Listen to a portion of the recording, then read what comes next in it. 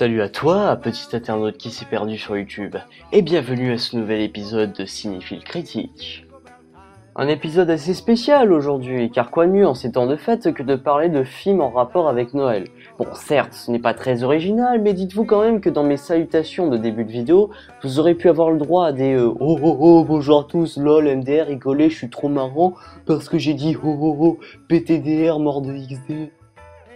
Alors j'aime bien Noël mais pas autant qu'avant, car oui c'est cool les cadeaux et la neige, sauf que voilà j'ai grandi puis maintenant Noël me séduit plus pour l'odeur du sapin dans le salon, ainsi que l'enthousiasme sur les visages de ma famille. Puis c'est tout, car oui c'est vrai j'ai l'air d'un blasé là, mais les cadeaux j'en ai plus grand besoin non plus, puis il y a pas de neige à La Réunion. Bon d'accord, je vais être franc avec vous, Noël c'est vraiment bien. Mais quand on est un ado boutonneux, râleur et branleur comme moi, disons que l'esprit de Noël s'estompe un peu chaque année. Oui, je sais, dit comme ça, j'ai l'air d'une ordure. Ordure. Pensant que ce terme est bien approprié, mais surtout très téléphoné. Car aujourd'hui, je vais tout simplement vous parler de ce chef-d'œuvre poétique du cinéma français dont vous connaissez déjà le titre grâce à son statut de film culte et aussi parce que, comme vous savez lire, vous avez vu le titre de ma vidéo, ce qui fait que vous savez de quel film je parle. Mais bon, comme ça me fait plaisir, je vais quand même dire le fameux titre. Aujourd'hui, mesdames et messieurs cinéphiles, je vais vous parler du Père Noël est une ordure.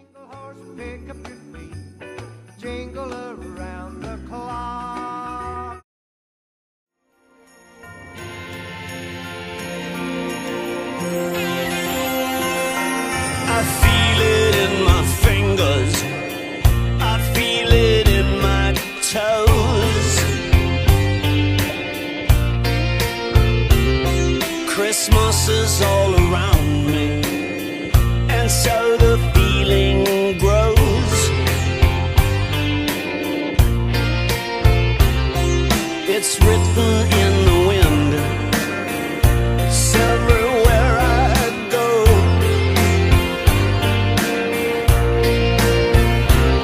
So if you really love Christmas, come on and let it snow.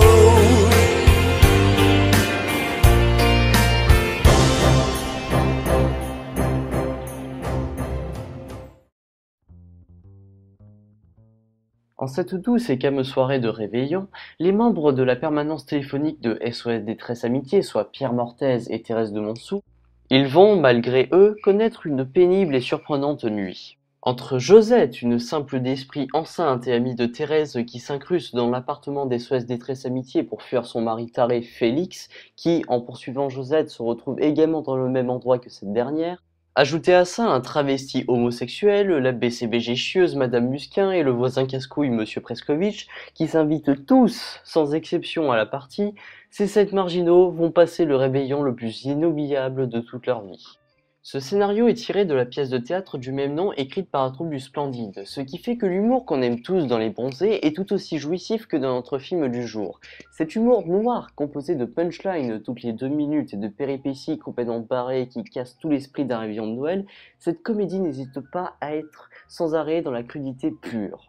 Chaque dialogue a été écrit pour devenir culte. Vous avez forcément eu un ami qui vous a au moins cité une réplique de ce film. Je me trompe ? C'est cela, oui. Bon, vous l'aurez compris, j'apprécie ce scénario un peu beaucoup. Je dirais même plus beaucoup qu'un peu.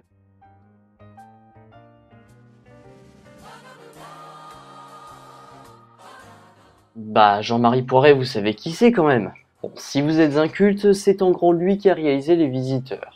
Sa réalisation pour Le Père Noël est une ordure et sa mise en scène en général est très classique. Les mouvements de caméra ne sont pas vraiment présents, les plans fixes filment ce qu'il y a à montrer et puis c'est tout. Mais alors attention, cette mise en scène est simple mais néanmoins très efficace. Jean-Marie Poiret sait comment créer une ambiance burlesque grâce à des utilisations de bruitage ou de musique complètement absurdes par exemple. En gros, Jean-Marie Poiret a bien fait son travail sur la mise en scène, il sait comment s'y prendre pour filmer des tarés, donc c'est tout simplement satisfaisant.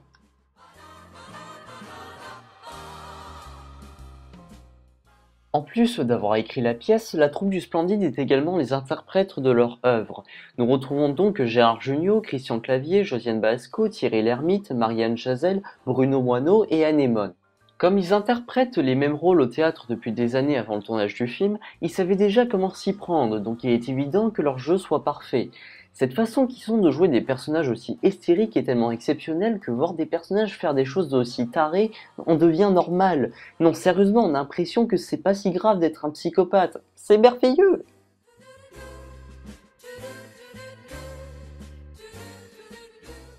Nous avons donc pour décor l'appartement de SOS Détresse Amitié durant la quasi-totalité du film. Grâce à un lieu aussi simple, la splendidité humoristique que le film offre est à son paroxysme. Ils parviennent à créer dans un endroit aussi banal une pièce complètement saccagée par les malheureux mais néanmoins amusants événements de la soirée.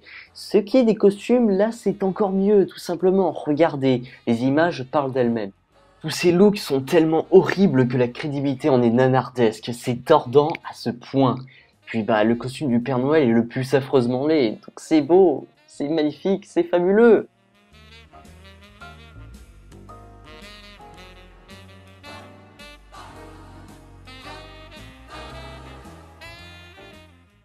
Alors, durant cette vidéo, j'ai employé les termes suivants: merveilleux, beau, magnifique et fabuleux. Je crois que l'on peut dire que j'ai très bien respecté l'esprit de Noël quand même. Ou du moins mieux que notre film abordé. Ah ça oui, parce que s'il y a bien un film qu'il ne faut pas regarder en famille le soir du réveillon, c'est bien Le Père Noël est une ordure. À moins, bien sûr, que vous soyez dans une famille où personne n'est offusqué par un humour comme celui-ci. Là, je pense que vous en sortirez bien. Mais enfin, je donne tout simplement à cette fable, qui est Le Père Noël est une ordure, la note bien méritée de 18 sur 20.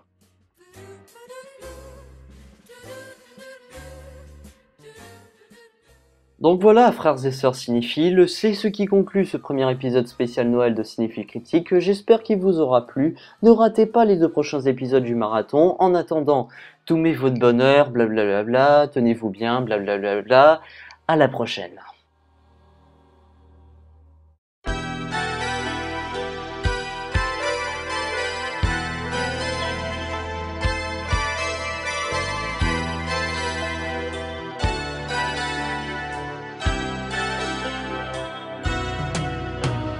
Destiné